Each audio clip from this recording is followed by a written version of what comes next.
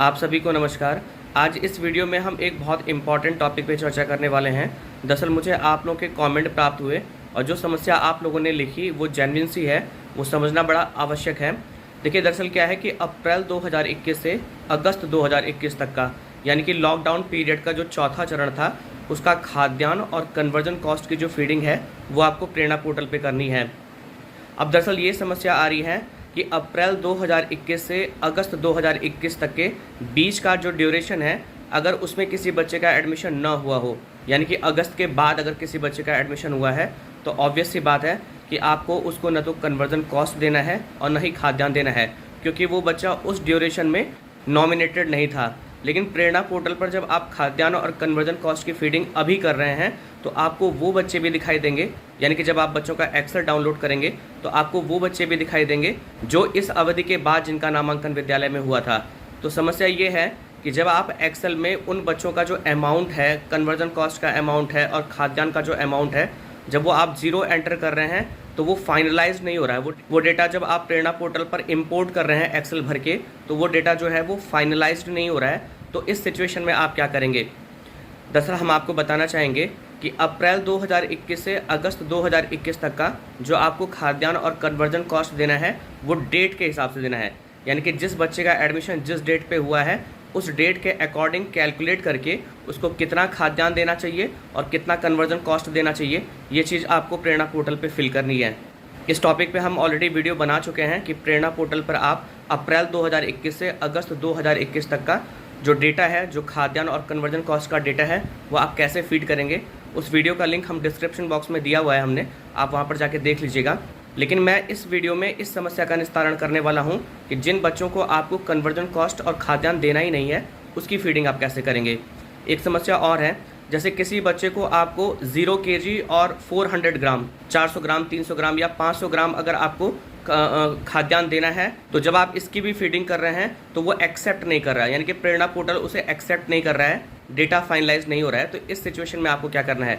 तो देखिए, पहले मैं आपको सिंपली ओरली बता दे रहा हूँ। अगर ओरली आपको समझ में आ गया तो अच्छी बात है, आपने काम किया हुआ है, प्रेरणा पोर्टल पर डेटा फीडिंग आपने पहले भी की हुई है। लेकिन जो हमारे नए साथी हैं, जो नहीं समझ पा रहे हैं, उनको मैं प्रैक्टिकली प्रेरणा पोर्टल पर जाकर भी समझाने वाला हूँ, इसी वीडियो में समझाने वाला हूँ। तो पहले आप ओरली समझ लीजिए। अगर आप ओरली समझ जाएंगे तो उसके बाद का वीडियो आप मत देखिएगा, और जो साथी नहीं समझ पाएंगे वो लोग प्रैक्टिकली जो हम बताने वाले हैं प्रेरणा पोर्टल पर कैसे डेटा फीडिंग करनी है, वो वाला पार्ट भी देख लीजिएगा। तो देखिए, मैं आपको बताना चाहूँगा, देखिए, आप जिस भी कक्षा का खाद्यान्न और कन्वर्जन कॉस्ट की डेटा फीडिंग करने वाले हैं, आपको पता है आपको उस कक्षा का एक्सेल डाउनलोड करना होता है। तो जब आप एक्सेल डाउनलोड करेंगे तो यहाँ पर इस बार एक सुविधा दी गई है कि जो पुराने बच्चे हैं उनका जो अकाउंट का डिटेल वगैरह है वो आपको पहले से फिल मिलेगा। बाय द वे, अगर उनके अकाउंट में कोई चेंज है तो वो आप एक्सेल में चेंज कर सकते हैं। आप जो नया अकाउंट नंबर है, नया खाता धारक है, नए खाता धारक का नया मोबाइल नंबर है, वो सारी चीज़ें आप फिल कर सकते हैं। लेकिन अगर खाता वगैरह चेंज नहीं हुआ है तो आपको दोबारा से भरने की आवश्यकता नहीं है। केवल आपको उन्हीं बच्चों के अभिभावकों का अकाउंट नंबर और डिटेल वगैरह भरना होगा जो इस ड्यूरेशन में, यानी कि अप्रैल 2021 से अगस्त 2021 तक के बीच में जिनका एडमिशन हुआ है, केवल उन्हीं की डिटेल आपको फिल करनी होगी, पूरी डिटेल फिल करनी होगी। उनका नाम, SR नंबर, उनके जन्म तिथि, उनके माता पिता का नाम, ये तो ऑलरेडी पहले से फिल होगा एक्सेल में। लेकिन खाता धारक का मोबाइल नंबर, खाता धारक का अकाउंट नंबर, खाता धारक का जो ब्रांच है, IFSC कोड है, ये सारी चीज़ें आपको भरनी होगी नए बच्चों की जो उस ड्यूरेशन के हैं, अप्रैल 2021 से अगस्त 2021 के बीच में जिनका एडमिशन हुआ है।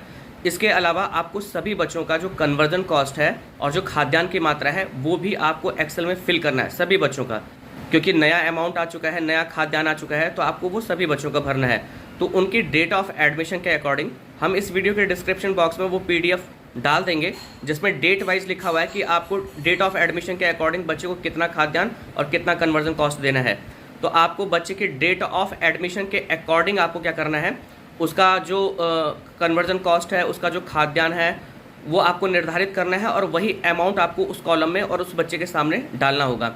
अब देखिए, जहाँ बात फंस रही है वो मैं आपको बता रहा हूँ कि जो बच्चे उस ड्यूरेशन में नहीं आते हैं, यानी कि जिन बच्चों का एडमिशन अप्रैल 2021 से अगस्त 2021 के बीच में नहीं हुआ है, उसके बाद हुआ है, तो उनके लिए आपको क्या करना है। तो देखिए, उनकी अकाउंट डिटेल वगैरह तो आपको मिल ही गई होगी, क्योंकि 1 साल बीत चुका है, तो अकाउंट डिटेल तो आपको भरनी होगी, क्योंकि बिना अकाउंट डिटेल के वो एक्सेप्ट ही नहीं करेगा, प्रेरणा पोर्टल जो है वो एक्सेप्ट ही नहीं करेगा। तो आपको काम कहाँ करना है, आप ध्यान से समझिएगा। देखिए जब आप एक्सेल फिल करते हैं तो उसमें बीच में 3 कॉलम आते हैं। एक कॉलम है कि एक ही परिवार के छात्र छात्रा, उसके बाद जो कॉलम है वो है आधार की उपस्थिति का प्रकार, और उसके बाद जो कॉलम है वो वर्तमान समय में छात्र छात्रा की उपस्थिति वाला है। तो यानी कि जो पहला कॉलम हुआ कि सेम फैमिली मेंबर वाला, दूसरा वाला है आधार अवेलेबिलिटी वाला, और तीसरा वाला जो कॉलम है वो है प्रेजेंट टाइम स्टूडेंट अवेलेबिलिटी वाला। अब इन तीनों कॉलम में आपको करना क्या है, तो जो मैंने सबसे पहला वाला कॉलम बताया कि एक ही परिवार के छात्र छात्रा, उसमें आपको नो भरना है। उसके बाद जो दूसरा कॉलम है आधार की उपस्थिति वाला, उसमें आपको 3 भरना है। और उसके बाद जो है वो अगला कॉलम जो है वो है प्रेजेंट टाइम स्टूडेंट अवेलेबिलिटी, उसमें आपको नो भरना है, क्योंकि उस ड्यूरेशन में, जिस ड्यूरेशन का आप खाद्यान्न और कन्वर्जन कॉस्ट दे रहे हैं, उस ड्यूरेशन में वो बच्चा नहीं था, तो प्रेजेंट टाइम स्टूडेंट अवेलेबिलिटी वाले कॉलम में आपको नो भरना होगा। तो फॉर्मूला बन गया नो 3 नो, यानी कि आपको एक ही परिवार के छात्र छात्रा वाले कॉलम में नो भरना है, आधार की उपस्थिति के प्रकार वाले कॉलम में आपको 3 भरना है, और प्रेजेंट टाइम स्टूडेंट अवेलेबिलिटी वाले कॉलम में आपको 3 भरना है। तो फॉर्मूला बन गया नो 3 नो।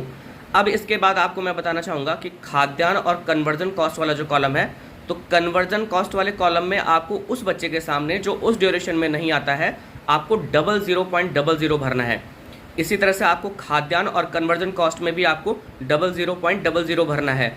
ये हो गई एक बात। अब दूसरी बात ये है कि बाय द वे किसी बच्चे का एडमिशन बहुत लेट में हुआ, यानी कि अगस्त में ही हुआ, अंतिम महीने में हुआ, और संजोग से जब आप उसकी कैलकुलेशन देख रहे हैं कि उसको कितना खाद्यान्न और कन्वर्जन कॉस्ट देना चाहिए, तो जो खाद्यान्न है वो ग्राम में आ रहा है, जैसे 200 ग्राम, 300 ग्राम, 400 ग्राम, तो जो केजी वाला अमाउंट हुआ वो 0 हुआ। तो वहाँ पर भी अगर आप 0.400 ग्राम लिखेंगे तो वो लेगा नहीं। तो वहाँ पर भी आपको क्या करना होगा कि 00.400 आप ये टाइप करिएगा, ध्यान दीजिएगा। आप अगर 300 ग्राम है तो 00.300 ग्राम आपको ये टाइप करना होगा। अब आप सारा पूरा एक्सेल भर दीजिए। जो बच्चे पुराने हैं उनको तो आपको पूरा अमाउंट देना है, यानी कि पूरा खाद्यान्न देना है और पूरा कन्वर्जन कॉस्ट देना है। मैंने आपको बता दिया जो बच्चे नहीं हैं उसके लिए आपको स्पेशली क्या काम करना है, उनके अकाउंट डिटेल वगैरह आपको उनके अभिभावकों की वो पूरी भरनी होगी, लेकिन आपको नो 3 नो वो जो तीनों कॉलम है वहाँ पर फिल करना होगा। और कन्वर्जन कॉस्ट और खाद्यान्न के लिए मैंने आपको बता दिया कि आपको अमाउंट क्या डालना है। अब जब आप सारा एक्सेल भर लेंगे तो जब आप इंपोर्ट करेंगे प्रेरणा पोर्टल पे, जब आप उसको इंपोर्ट करेंगे तो फिर से एक बार डाटा चेक करने के लिए आपके पास आता है कि सबसे लास्ट में आपको वो पूरे बच्चों की डिटेल आ जाएगी जो आपने एक्सेल में फिल की थी। यहाँ पर भी आप एक बार क्या करिएगा, हालांकि आपने एक्सेल में 00.00 भरा हुआ है, लेकिन जब आप प्रेरणा पोर्टल पर जब चेक करेंगे, जब डेटा को फाइनलाइज करेंगे, तो वहाँ पर भी आप खाद्यान्न और कन्वर्जन कॉस्ट वाले कॉलम में उस बच्चे के सामने जो खाद्यान्न की मात्रा और कन्वर्जन कॉस्ट की मात्रा है उसे 00.00 फिर से टाइप कर दीजिएगा। और जिन बच्चों को ग्राम में देना है आपको खाद्यान्न और कन्वर्जन कॉस्ट, उनका भी 00.200 ग्राम, 300 ग्राम या 400 ग्राम जो भी आपको खाद्यान्न और कन्वर्जन कॉस्ट देना है, रुपए में भी यही करना है। बाय द वे किसी का 50 पैसा बन रहा है तो वहाँ पर आपको 00.50 करना होगा। ये सारी चीज़ें आप फिर से अपडेट कर लीजिएगा प्रेरणा पोर्टल पर जब आप इम्पोर्ट करेंगे एक्सेल को, और उसके बाद आप लास्ट में टिक करके और डेटा को फाइनलाइज कर दीजिएगा।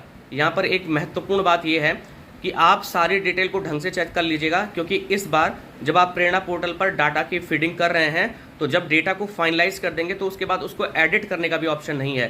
पिछली बार तो था कि डेटा एडिट हो जाता था अगर कोई गलती हो गई होती थी, लेकिन इस बार जो डिटेल आप फाइनलाइज करेंगे वो एडिट नहीं होगी फिर से। तो आप बिल्कुल इंश्योर हो जाइए, बिल्कुल चेक कर लीजिए कि आपने जो डेटा भरा है वो सही है कि नहीं। तो आशा करता हूँ कि आप बात को समझ गए होंगे। देखिए एक इंपॉर्टेंट बात मुझे अभी और याद आई है, तो मैंने अलग से शूट करके और उस पार्ट को इस वीडियो में ऐड किया है। वो ये है कि पिछली बार भी जब आपने मतलब जो पहले, दूसरे और तीसरे चरण का जब आप खाद्यान्न और कन्वर्जन कॉस्ट देते थे, तो जब आप एक्सेल को डाउनलोड करते थे तो उस समय भी क्या होता था कि सारे बच्चे आ जाते थे जो उस ड्यूरेशन के हैं, और जो उस ड्यूरेशन के नहीं होते थे वो सारे बच्चे एक्सेल में दिखाई देते थे। तो पिछली बार क्या था कि हम केवल उन्हीं बच्चों की डिटेल को फिल करते थे जो उस ड्यूरेशन के होते थे, यानी कि जिनको आपको खाद्यान्न और कन्वर्जन कॉस्ट देना होता था, और उन बच्चों की डिटेल हम एक्सेल में नहीं भरते थे जो उस ड्यूरेशन के नहीं होते थे। तो जो प्रेरणा पोर्टल था वो एक्सेल को एक्सेप्ट कर लेता था, और आपको रिमेनिंग स्टूडेंट में उतने स्टूडेंट दिखाई देते थे जिनकी आपने एक्सेल में डिटेल नहीं भरी थी। लेकिन इस बार विडंबना ये है कि जब तक आप सभी बच्चों की डिटेल को फिल नहीं कर लेंगे तब तक डेटा फाइनलाइज नहीं होगा। तो इसीलिए हमने आपको जो बच्चे उस ड्यूरेशन में नहीं आते हैं उनके लिए आपको क्या करना होगा वो बातें हमने अभी पीछे बताई हैं। अब वो साथी जो मेरी बातों को न समझ पाए हों उनको मैं प्रैक्टिकली लेके चलता हूँ प्रेरणा पोर्टल पर, और वहाँ पर शॉर्ट ड्यूरेशन में समझाने की कोशिश करता हूँ। अब देखिए, जब प्रेरणा पोर्टल पर आप अपने रजिस्टर्ड नंबर से लॉगिन करेंगे तो कुछ इस तरह का इंटरफेस आपको दिखाई देगा। इसमें देखिए अप्रैल से जून, जुलाई से अगस्त, सितंबर से फरवरी, ये पहले, दूसरे, तीसरे चरण थे। और जो न्यूज़ से हाईलाइट हो रहा है अप्रैल 2021 से अगस्त 2021 तक का खाद्यान्न और धनराशि का विवरण, ये नया वाला है, चौथे चरण वाला। तो आपको यहाँ पे क्लिक करना है। जो नया पेज खुलेगा वो उसमें सारी डिटेल आपकी ऑटो फिल होगी। यहाँ पर क्लास वाले ऑप्शन पे क्लिक करके आपको अपनी कक्षा का चुनाव करना होगा। उदाहरण के तौर पर हम यहाँ पर कक्षा 3 का चुनाव कर लेते हैं। फिर आपको सर्च पे क्लिक करना होगा। जैसे आप सर्च पे क्लिक करेंगे तो कक्षा 3 की डिटेल आपके सामने आ जाएगी। अब देखिए, यहाँ पर कुल पंजीकृत छात्र आपको दिखाई देंगे। जब तक आपने एक्सेल को भरा नहीं है तो यहाँ पर दूसरे वाले कॉलम में आपको बैंक की जानकारी प्राप्त छात्र में 0 दिखाई देगा और शेष बचे हुए छात्र में आपको ये टोटल 56 बच्चे दिखाई देंगे। फिलहाल मैंने तो एक्सेल यहाँ पर फिल कर दिया है, इसलिए यहाँ पर रिमेनिंग स्टूडेंट जो शेष बचे हुए बच्चे हैं वो 0 दिखाई दे रहा है। तो आपको यहाँ डाउनलोड एक्सेल फॉर्मेट पर क्लिक करना होगा। तो यहाँ पर आपके सामने एक मैसेज आएगा कि आपका जो एक्सेल है वो सफलतापूर्वक डाउनलोड हो गया है। फिलहाल मेरे में तो मैं फिल कर चुका हूँ, इसलिए इस तरह का मैसेज आ रहा है। तो फिर अब आपको क्या करना है कि उस एक्सेल पे जाना होगा। उस एक्सेल तक जाने के लिए मैं आपको सुविधा के लिए एक ऑप्शन बता रहा हूँ कि आप अपने मोबाइल में एक ऑफिस नाम का ऐप डाउनलोड कर दीजिए। उसका आइकन कुछ इस तरह का है, आपको यहाँ पे क्लिक करना है। फिर आपको यहाँ पर देखिए एक SD कार्ड के सिंबल जैसे एक ऑप्शन दिखेगा, आपको यहाँ पे क्लिक करना है। फिर आपको दिस डिवाइस में जाना है, फिर आपको डाउनलोड में जाना है। तो आपकी जो एक्सेल डाउनलोड होगी वो लेवल नाम से होगी, level 2, level 3, level 1, level 4, level 5, जिस भी क्लास का आपने एक्सेल डाउनलोड किया है। तो आपको उस एक्सेल पे जाना है। आप अल्फ़ाबेटिकली चल जाइएगा। फिलहाल मैंने अपने नाम से वो एक्सेल सेव की हुई है, तो मैं यहाँ पर उस एक्सेल पे क्लिक कर देता हूँ। जैसे आप उस एक्सेल पे क्लिक करेंगे वो पूरी एक्सेल खुल के आ जाएगी। अब इसमें आपको करना क्या होगा, देखिए पुराने जो बच्चे हैं उनकी अकाउंट डिटेल वगैरह सब कुछ भरा हुआ है। ये देखिए, ये जो पूरा पोर्शन दिख रहा है ये पुराने बच्चे हैं। जो नए बच्चे हैं देखिए उनका ये ब्लैंक दिख रहा होगा आपको। अब इसमें करना क्या है आपको, देखिए ये वाला जो कॉलम है आपको, देखिए ये जब आप यहाँ पे क्लिक करेंगे तो ये स्टूडेंट एडमिशन डेट वाला कॉलम है। तो उसमें जो नए बच्चे हैं, देखिए जैसे ये बच्चा है 6 सितंबर 2021 का, इसके सामने की जो डिटेल है वो सब आपको ब्लैंक दिख रही है। तो यहाँ पर सबसे पहले आपको आधार के अनुसार माता पिता का नाम जो है वो भर देना होगा। यहाँ पर गाँव पता का नाम भर देना होगा। यहाँ पिन कोड भरना होगा, खाता धारक का IFSC कोड, खाता धारक का नाम, खाता धारक का अकाउंट नंबर, खाता धारक का मोबाइल। और अब आप यहाँ से देखिएगा जो सबसे पहला कॉलम है वो है सेम फैमिली स्टूडेंट्स का है। तो आपको यहाँ पर डबल क्लिक करके नो भरना होगा। ये नो भर दिया। इसके बाद वाला जो कॉलम है वो आधार अवेलेबिलिटी वाला है, इसको आपको एडिट करके यहाँ पर आपको 3 भरना होगा। इसके बाद वाला जो कॉलम है वो है प्रेजेंट टाइम स्टूडेंट अवेलेबिलिटी, यहाँ पर आपको डबल क्लिक करके नो भरना होगा। तो यही हमने आपको बताया था, नो 3 नो। इसके बाद आपको आगे जाना है। ये वाला जो कॉलम है वो आपका कन्वर्जन कॉस्ट का है। तो यहाँ पर आपको डबल क्लिक करके इसको आप एडिट कर दीजिएगा, 00.00 भरना होगा। इसके बाद आपका राइस वाला कॉलम है, इसको भी एडिट करके आपको 00.00 करना होगा। और इसके बाद जो अगला कॉलम है वो गेहूं का है, तो यहाँ पर भी आपको 00.00 करना होगा। बाकी सारे बच्चों की डिटेल जो उनके डेट के अकॉर्डिंग कन्वर्जन कॉस्ट खाद्यान्न है वो आप भर दीजिएगा। इसके बाद आपको क्या करना है, मैंने केवल आपको वही बताया जो उस ड्यूरेशन में जो बच्चे नहीं आते हैं वो आपको क्या करना होगा वो मैंने आपको बताया। और बाय द वे कोई बच्चा ऐसा है कि जिसको आपको 200-300 ग्राम चावल गेहूं देना है, तो यहाँ पर आपको डबल क्लिक करके यहाँ पर 00.400 टाइप करना होगा। इस टाइप से आप टाइप कर दीजिएगा।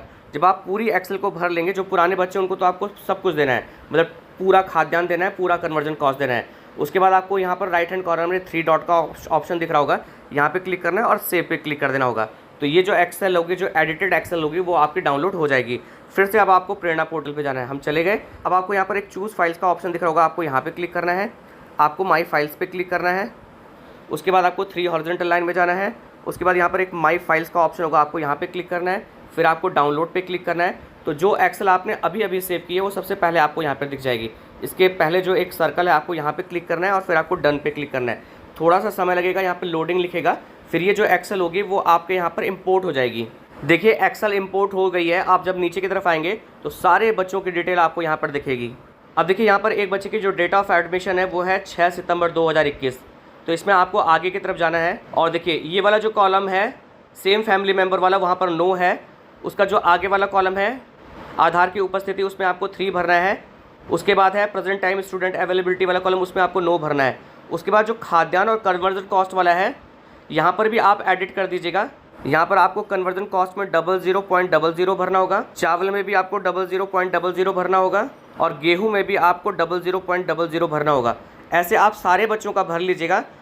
सबसे लास्ट में आपको क्या करना है, यहाँ पर आपको टिक करना होगा। जैसे आप यहाँ पे टिक करेंगे तो कोई डिटेल अगर गलत भरी है या नहीं भरी है तो तुरंत मैसेज आएगा कि आप ये वाली डिटेल को फिल कर दीजिए। जब आप सारे बच्चों की डिटेल को एडिट कर लेंगे, आप चेक कर लेंगे, तो उसके बाद आपको यहाँ टिक करके ये ग्रीन टिक हो जाएगा और उसके बाद आपको इस फाइनलाइज पे क्लिक कर देना होगा।